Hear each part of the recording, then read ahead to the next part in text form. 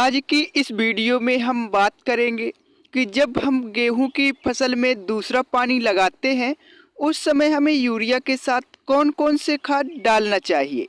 किसान भाइयों, दूसरे पानी से मेरा मतलब यह है कि गेहूं की जब बुआई करते हैं उस समय पहला पानी लगाते हैं और बुआई के बाद जो पानी लगाते हैं उसको हम दूसरा पानी बोलते हैं।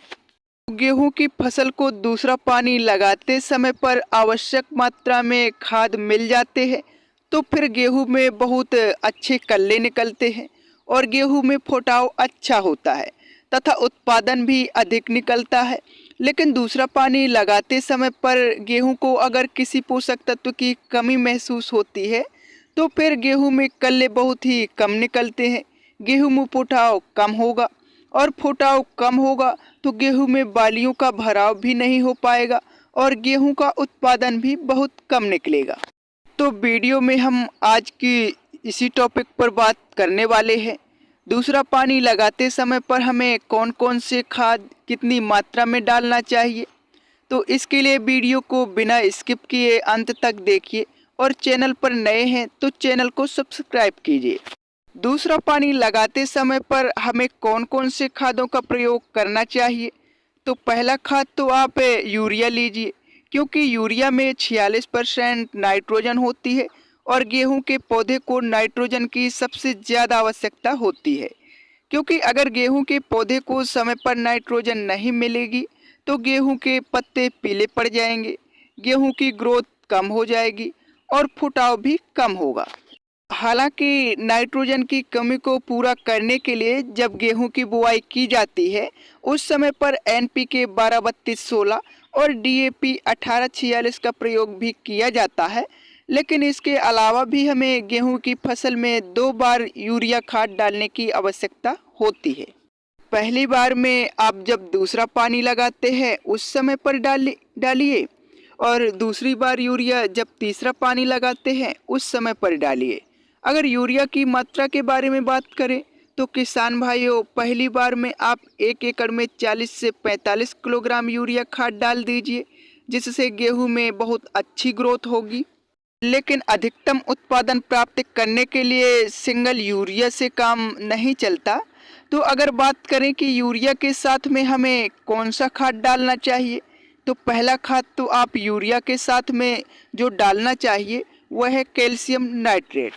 किसान भाइयों, कैल्शियम नाइट्रेट में कैल्शियम भी होता है और नाइट्रोजन भी होता है, जिसमें से कैल्शियम पौधे को मजबूती प्रदान करता है, कैल्शियम पौधे में फुटाव अच्छा करता है तथा पौधे को कीट और रोगों से लड़ने की क्षमता प्रदान करता है। अगर कैल्शियम नाइट्रेट की मात्रा के बारे में बात करें तो आपको 1 एकड़ में 8 से 10 किलोग्राम कैल्शियम नाइट्रेट का प्रयोग करना चाहिए। के अलावा गेहूं की विकास के लिए आप 1 एकड़ में 5 किलोग्राम माइकोराइजा भी जरूर डालिए। अगर माइकोराइजा के बारे में थोड़ी डिटेल से बात करें तो माइकोराइजा एक प्रकार की फंगस है, जो फंगस गेहूं की जड़ों के साथ कनेक्ट हो जाती है और ये फंगस पौधे को फास्फोरस की आपूर्ति करती है।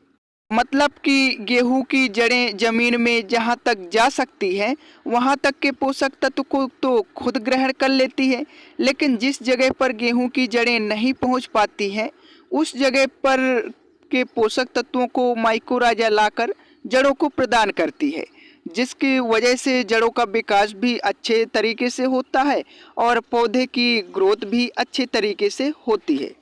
इसके अलावा गेहूं की फसल में फुटाव बढ़ाने के लिए जिंक और सल्फर भी काफ़ी ज़्यादा आवश्यक होते हैं, लेकिन इन खादों के साथ में आप जिंक सल्फेट को मिक्स नहीं कर सकते हैं, क्योंकि नाइट्रेट और सल्फेट ये दोनों कभी भी आपस में मिक्स नहीं होते हैं। अगर आप कैल्शियम नाइट्रेट डाल रहे हैं तो जिंक सल्फेट का आप स्प्रे कर सकते हैं, और अगर आप जिंक सल्फेट डालते हैं तो फिर कैल्शियम नाइट्रेट का स्प्रे कर सकते हैं। अगर स्प्रे के बारे में बात करें तो दूसरा पानी लगाने के 4 से 5 दिनों के बाद में आप स्प्रे कर सकते हैं। अगर जिंक सल्फेट का स्प्रे करते हैं तो उसकी मात्रा 500 ग्राम प्रति एकड़ रखना चाहिए, और अगर कैल्शियम नाइट्रेट का स्प्रे करते हैं तो उसकी मात्रा 1 किलोग्राम प्रति एकड़ तक रखनी चाहिए।